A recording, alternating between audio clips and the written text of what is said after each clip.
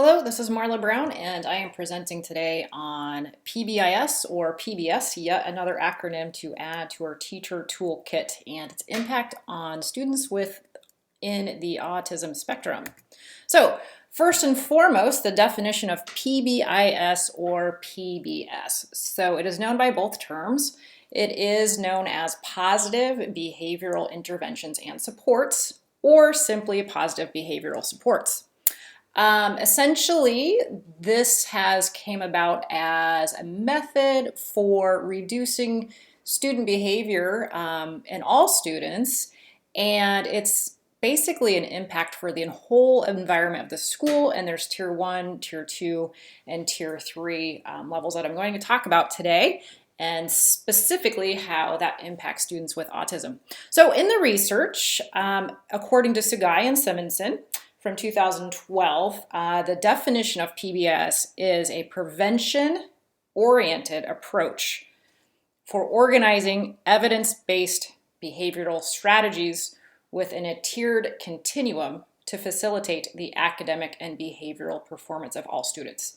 So essentially, with the passage of Individuals with Disabilities Act, since about the 1980s or so, there's been a need for positive reinforcement within schools. So essentially, creating a school climate, creating those expectations for all students, and then of course, those targeted behaviors that certain students may have and that response to intervention. So that is the definition of PBIS or PBS. So within the presentation, I will refer to it as PBIS because I feel for students on the autism spectrum, those interventions are crucial in making sure that there's success. So continuing on of PBIS, there's lots of research. One thing to note with PBS is it's really school specific and really school driven. So it really approaches the needs of the school itself and then the students within that school. So some more research just to understand PBIS. It has been found to be effective in reducing disruptive student behavior. So not only for the small percentage of students who are probably receiving supports in tier 3, but across the board for tier 1 and 2. As I mentioned before, it was initially addressed in 1997 with the reauthorization of Individuals with Disabilities Education Act. And so it's been reauthorized as well. Okay, so that is the working definition. It's a very large term. It's all-encompassing, so finding those specific ways to address the needs of students on the spectrum is really specific as well. So I'm going to talk a little bit about that today and why it's so important. Okay, so as I mentioned, there are 3 tiers. So tier 1 is at the bottom. It's school-wide. It's the core values that all staff and students are trained on.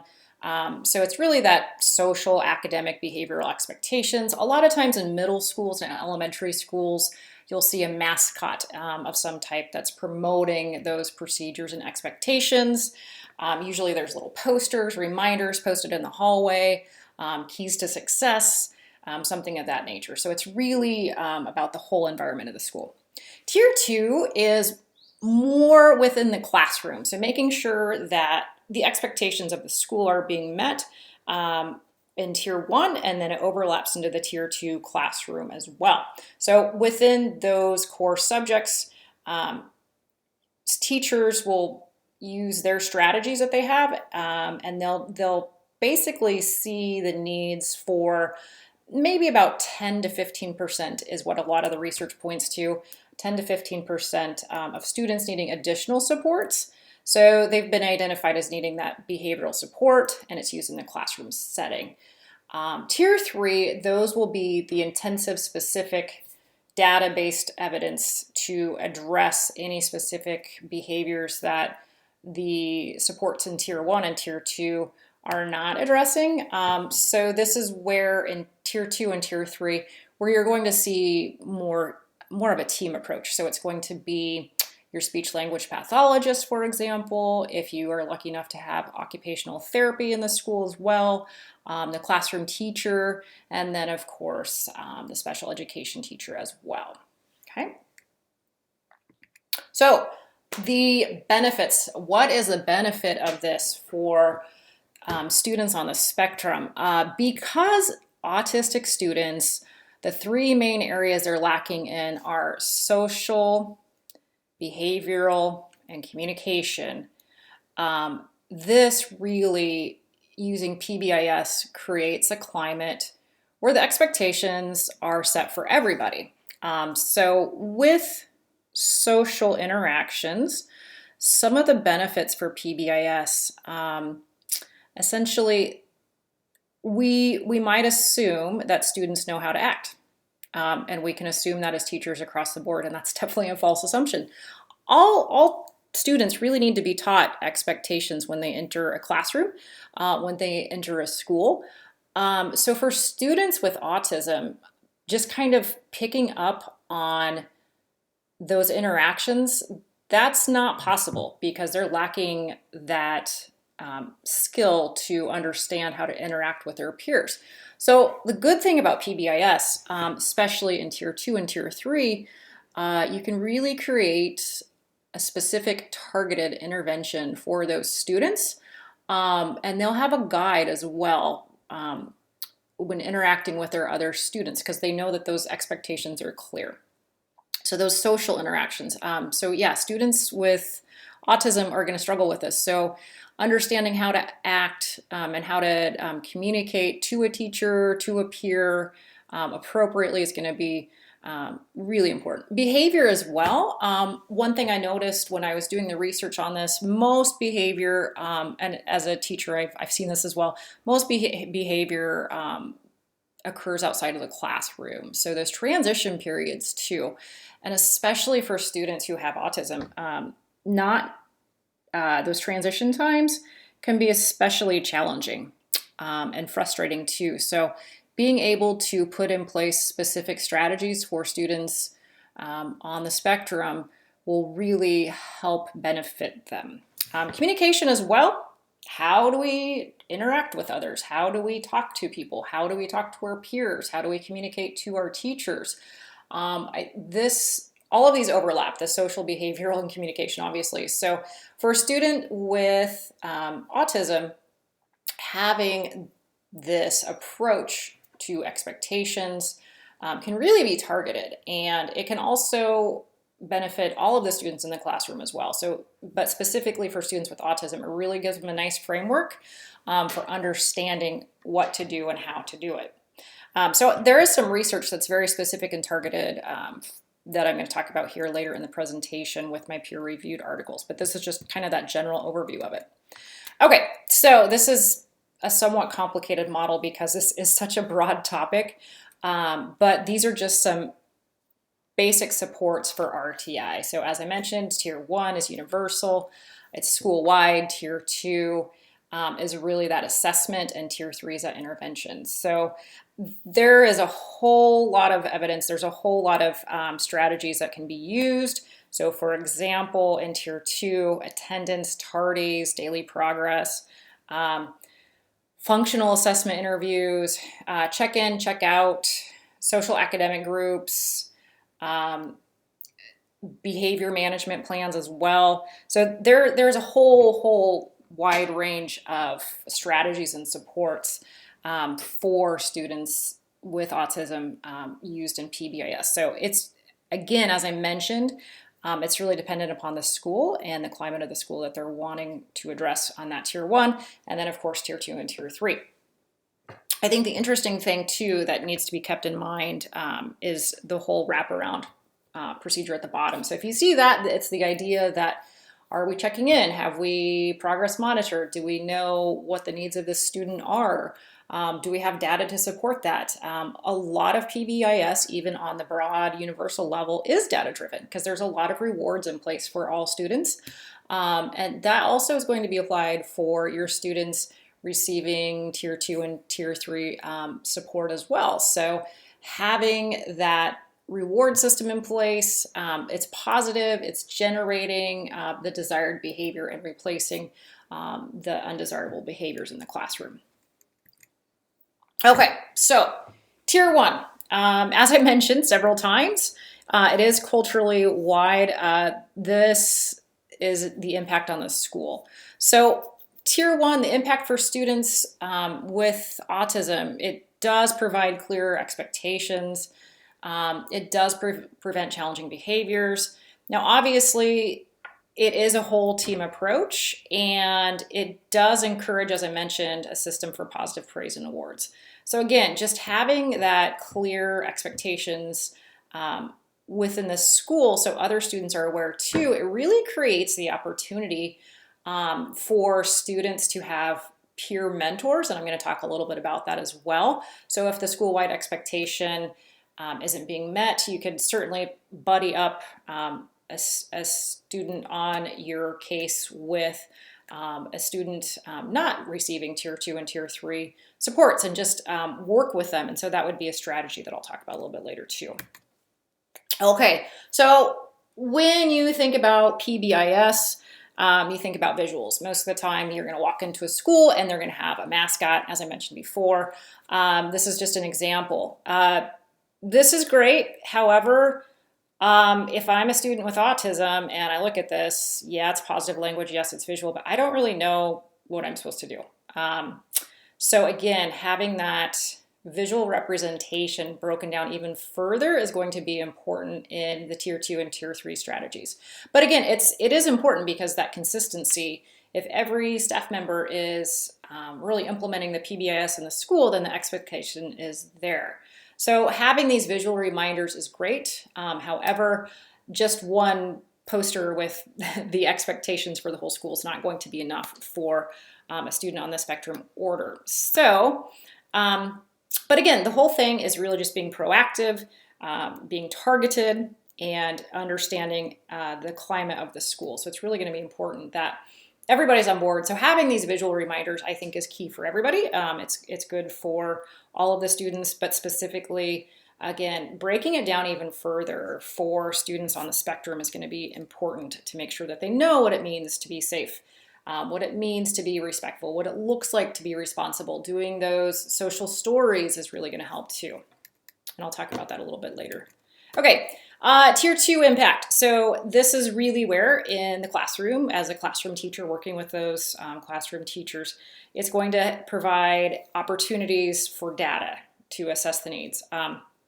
So this is really going to be working with the classroom teachers and understanding what behavior is occurring, and then that availability to reteach whatever that behavior is. Also, it provides opportunities for small groups. I mentioned one-to-one peer groups before. Having a mentor or a buddy can be proven beneficial as well. Small groups, though, too, in this could be really impactful. You could do role playing. You could use videos, which I'll talk about in a little bit as well. But tier 2 supports and interventions,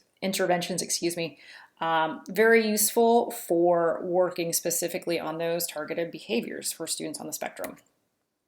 So some strategies, of course. So as I mentioned, peer mentors could be very beneficial in this regard.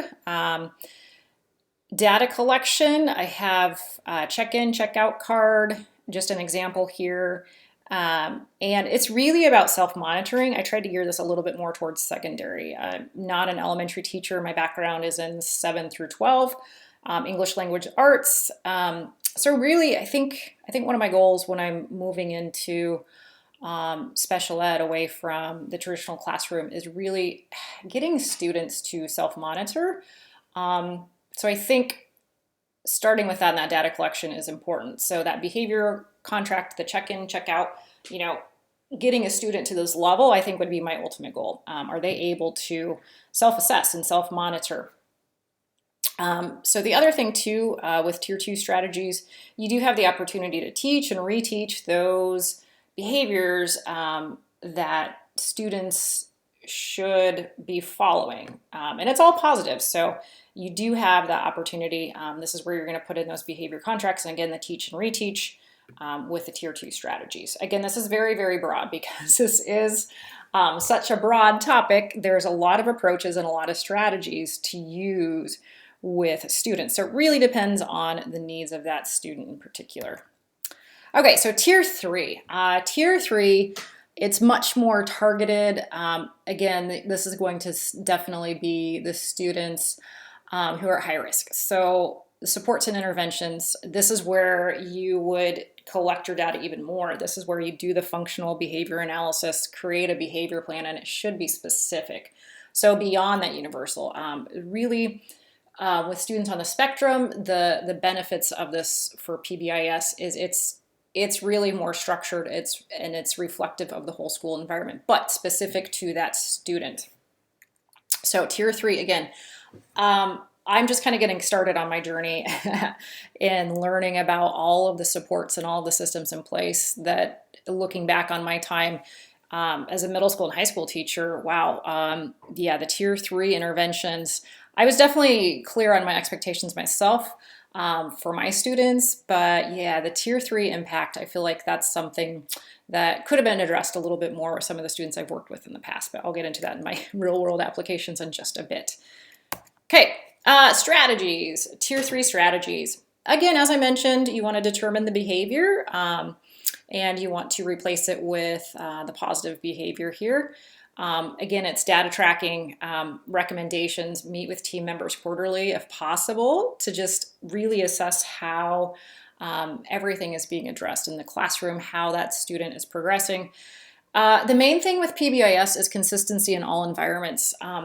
So I think that in and of itself is that consistency piece with PBIS is such an important part for students on the spectrum, because having those clear expectations, having those clear strategies, having those clear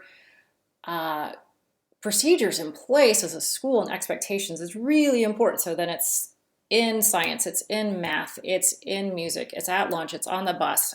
So wherever that student is, they know the expectations, and that's really crucial and important. So then revising those goals. What are the goals that you have for the student?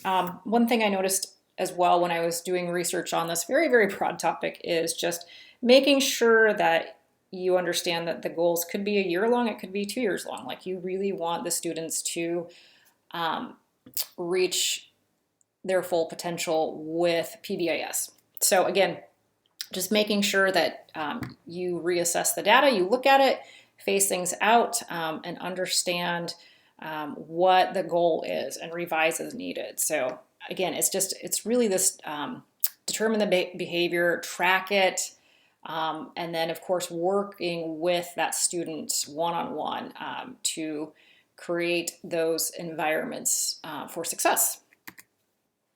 Okay, so there's a lot of research about the use of videos. And as I mentioned, I'm just kind of starting out on my journey in special education, becoming trained in it, aside from my previous experience as a classroom teacher.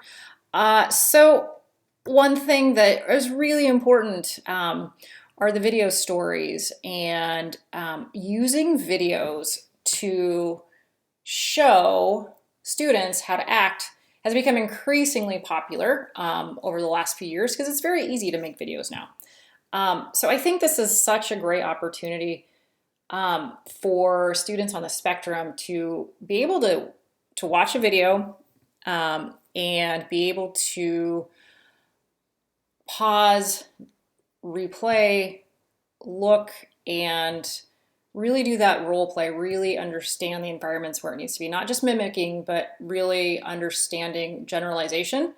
So I think this article I thought was really interesting. So Ennis and their research, they said that positive behavioral interventions and supports and pictures, using videos to support school-wide implementation, and the use of videos produced using staff and students to display Tier 1 expectations have proven successful for students with ASD. So essentially what that means is just having that poster in the hallway, as I mentioned before, is not going to cut it. You really need to have those videos on orientation throughout the school year available for students on the spectrum to show them what it looks like, show them what being respectful looks like in the hallway, what it looks like in the classroom, what it looks like on the bus.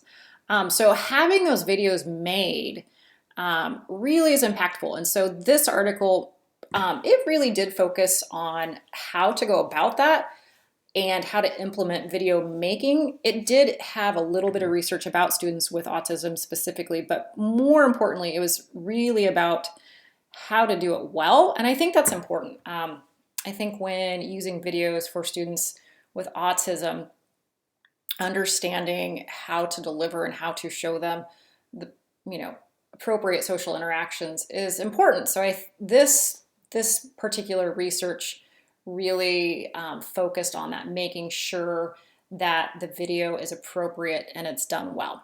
So as stated in the article, as they have found, Ennis et al. With their research, video modeling has been successful for teaching students with disabilities to engage in appropriate social interaction, social skills and desired pro-social behaviors, including students with autism. So the article itself really gives light and really reiterates or gives us the idea that creating these videos is not just good for all of the students, but specifically for students with autism. So I thought that was an important thing to note, not just hanging a poster on the wall, but making sure that those videos are made and done well. Some other research and impacts of PBIS on students with autism. Keller, Bell, and Short in their research. This was a tutorial that I read. The article title, Positive Behavioral Interventions and Supports in Schools, a tutorial. Basically, this was really targeted for speech-language pathologists in particular, and I found that interesting because it really was mindful of the idea that using PBIS needs to be school-wide. And when you have specialists and therapists coming from other districts who aren't in the building every day, I thought this was a great reminder of how important it is to have everybody on board with the PBIS model. And that's really what I'm getting out of PBIS.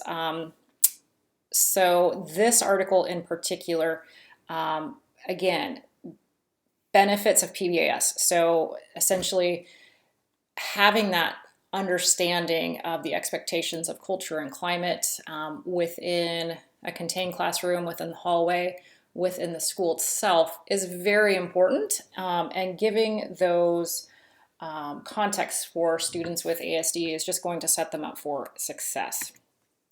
So I've got the videos here. I thought it was important because this was such a broad topic to include some video of Tier 2 and 3 coordination meeting in progress.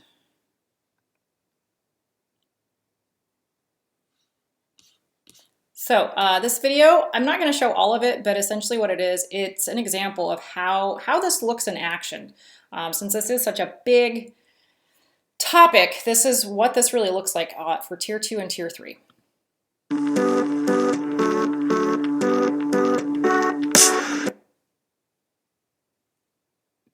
So let's get started. Now, we had agreed that every 4 meetings, we were going to review our team purpose, our team agreements, and how we do our meeting format. And I also want to check to make sure that everybody's comfortable with their roles. We had decided that during our March meeting that we would identify roles for next year. So Rhonda, would you go over our purpose and format? You can refer there if you'd like. Sure. So all of our teams have defined their team purposes. They have team agreements, and they've set their primary and their backup roles. We use the meeting minutes forms to help guide our sequence of agenda items, and we start our meetings with previous meeting minutes. So we know what we talked about last time. We can follow up. Erin updates and revises those minutes. Thank you, Erin. And she always distributes them by the next day, which has been really helpful. And we look at our data the first 5 minutes of each meeting, just so we're up to date on what's happening in our building. Okay, so I'm going to kind of skip ahead a little bit. Obviously, the link will be here, but then we have another teacher who comes in. Let's see what this looks like. She had met her goal just 2 out of the 5 days, and she had 2 minor incidents of disruption and defiance in the classroom. So the other thing that I've noticed is that when she does take a break, she puts her head down on her desk and she just doesn't ever come back into the class period. So I wanted to show this in particular because the idea of avoidance, escaping, all of that can be monitored and tracked with PBIS and with the supports in the classroom. So I'll continue on a little bit more. Is coming back to the activity part of the take a break routine? No. Okay. No. Okay. It's a good idea to make that re-entry the last step of the take a break routine. So when you teach it to her, just practice with her first when she's not required to do academic work. That way it's neutral and she can just practice that way.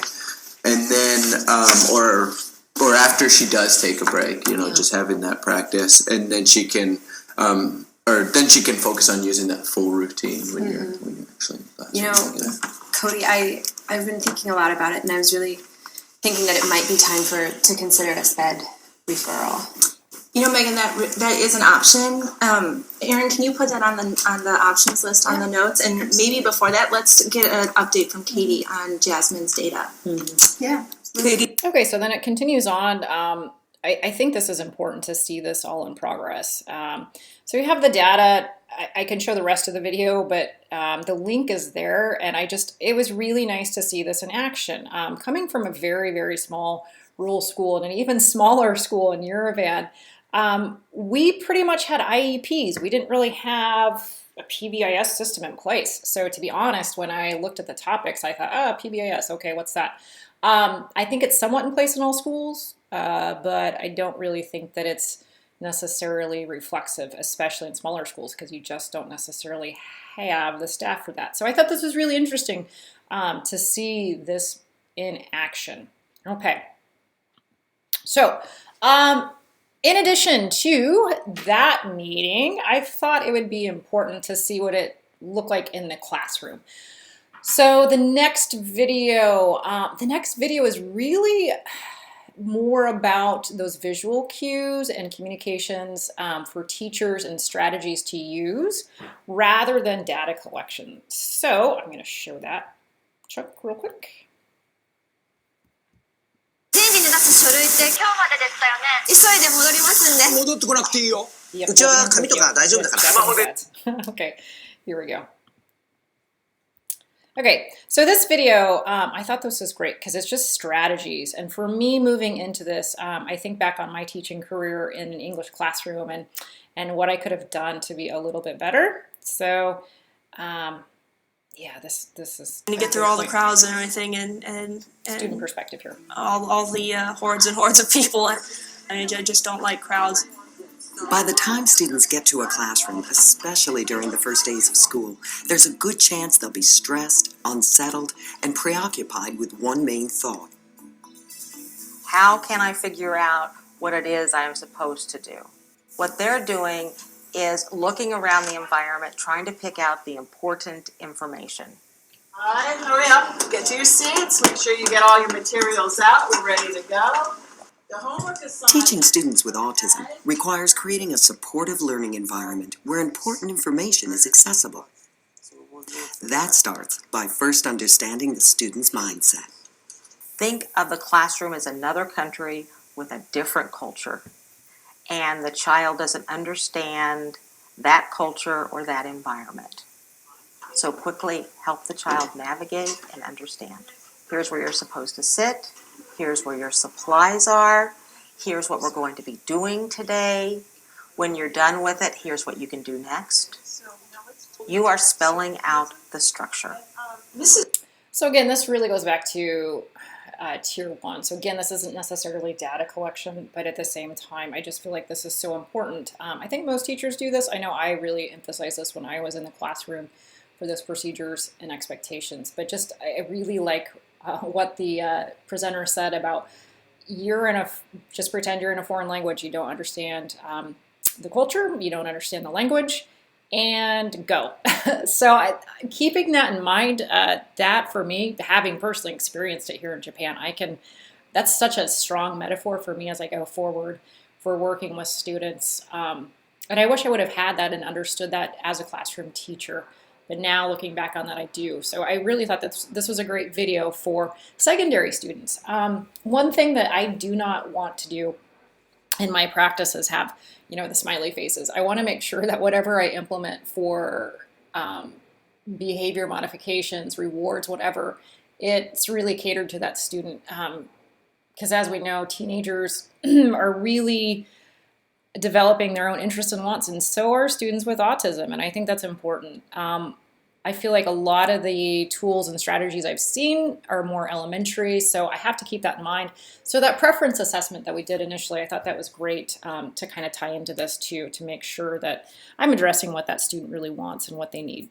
Mrs. Redfern is going to come at the end of the class because you're going to be doing and then there's other strategies too, so I thought this little slide was important. Modifications, home base, visual supports, and reinforcement. So again, this just goes back to Tier 2 strategies. Move forward a little bit more. But I thought the video was helpful because it really shows some good interactions of strategies working with students one-on-one. All the different kinds of spaces. Another type of visual support is what's called a social script. Social scripts tell the student what to say in a particular situation. Quite often, the resource room teacher can write the scripts, and the student can have them on note cards or on a piece of paper in his or her notebook. For example, for the student who has difficulty asking a question, you may actually have a script that says, "I forgot my math book today. Can you help me figure out what to do?" Sometimes it'll just be appropriate responses. Sometimes a student just might need an initiation statement. How do I join this group? What's an appropriate thing to say? So it's going to vary depending on how much the individual needs. So again, that goes back to those core deficits for students with autism, the interaction, communication, and behavior. So again, this is a good strategy that can be used for Tier 2 level, and even going into Tier 3 as well. If a student has difficulty mastering a recurring event or routine, the teacher can make a short video with a smartphone or video camera. Sometimes a way for them to really understand what it is about their behavior that needs to change, or what it is about their behavior that really worked. So if you can capture that and then link it to self-monitoring and say, okay, how did you do? Did you make eye contact with them? Did you listen when they had something to say? And many individuals with autism who could not have a conversation with you about that could look at a visual description of it and say whether or not that element was happening or needed to happen. What do you need for? So again, that goes into my article that I presented earlier about the videos, and I think that's so powerful. And now it's pretty easy to record that and have students see it and be able to understand what they did do well and what they need to improve upon. And I think that's such a powerful tool, and I think it's great that we can use that as educators to help those students. Photosynthesis take place. So yeah, essentially this just kind of goes through some basic things for students with autism and how to interact in the classroom. So I thought this was a good example of the demonstration. Okay, so this next is a slideshow presentation, but it's pretty general. It is from the Autism Spectrum Disorder Society, and it's really just reiterating the benefits of PBIS for students with ASD.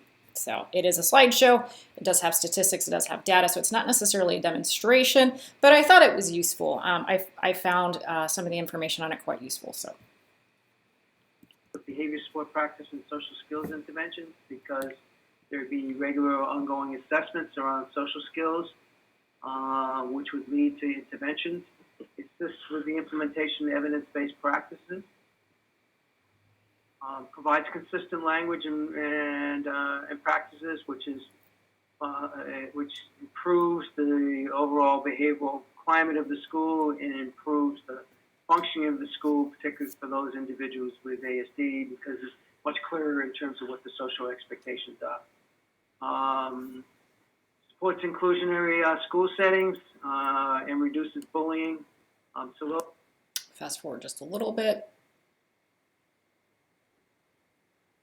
Okay. If in fact they implement with fidelity, we oftentimes see further decreases in office discipline referrals, decreases in suspensions and practices for students, because one of our goals is really to introduce evidence-based practice for students with ASD. So as we look at tier 2 and we look at tier 3, one of the things is to make sure that the school is using evidence-based practices for those students with ASD. Many of you may be familiar with the National Standards Project that was done at the National Autism Center at the May Institute,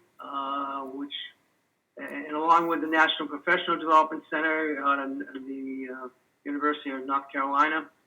Both of these looked at what's out there in terms of interventions for students with autism and came up with what was determined to be evidence-based interventions. Okay, so I apologize. I realized I did not introduce the expert in the topic, but okay. So this is his presentation. So Autism Research and Autism Speaks from the May Institute. Great presentation. I'm not going to play the whole thing, but essentially just the research supports PBIS for students with ASD in the Tier 2, Tier 3, and Tier 1 interventions. So it's definitely important to have that approach with data. So that's really what I'm finding in PBIS. Okay, I mentioned this quite a bit actually when I was presenting. I was just being a little bit reflective in my presentation about PBIS and my experiences. So I always started the year, throughout the year, especially teaching 7th grade English, procedures of the classroom, how to not just raise hand, but interact. I was really big on that. So pulling sticks and understanding that and how that works, and just having those routines and procedures, where homework goes, all of that. It's so important for any student, but for students with autism especially, understanding those procedures and expectations. The other thing too, what I really like about PBIS is it's inclusive. This applies to everybody. So again, there's so many opportunities to buddy or partner or mentor students on the spectrum with students who aren't receiving services, because it's applicable to everybody in the class. And I think that's one great thing about PBIS.